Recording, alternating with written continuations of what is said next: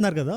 ఇంత cut throat investigation 29th మే రోజున national investigation agency NIA వాళ్ళు ఆయన్ని చెన్నైలో పట్టుకుని అన్డిస్క్లోజ్డ్ లొకేషన్ లోకి తీసుకెళ్లి ఇన్వెస్టిగేషన్ చేస్తున్నారు. కారణం ఆయన రీసెంట్ గా వెళ్ళిన కొన్ని పాకిస్తాన్ ట్రిప్స్.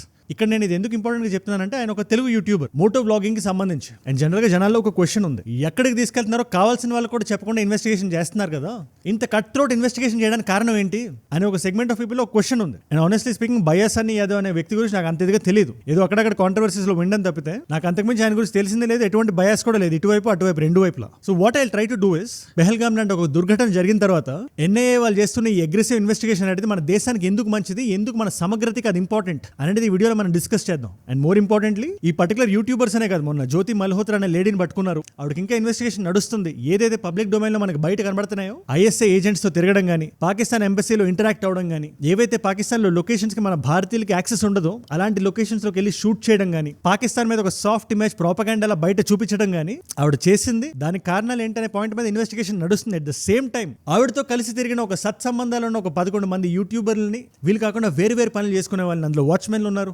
క్లర్క్లు ఉన్నారు, సాఫ్ట్వేర్ ఎంప్లాయీస్ కూడా ఉండొచ్చు. ఎవరిని పట్టుకున్నారో, ఎలాంటి ఇన్వెస్టిగేషన్ నడుస్తుందో ప్రస్తుతానికి మనకు తెలియదు. కానీ అందరి దగ్గర ఉన్న డౌట్ ఏంటంటే పాకిస్తాన్ చాలా మంది వెళ్ళి వస్తుంటారు కదా, సర్టన్ పీపుల్ ఎందుకు పట్టుకుంటున్నారు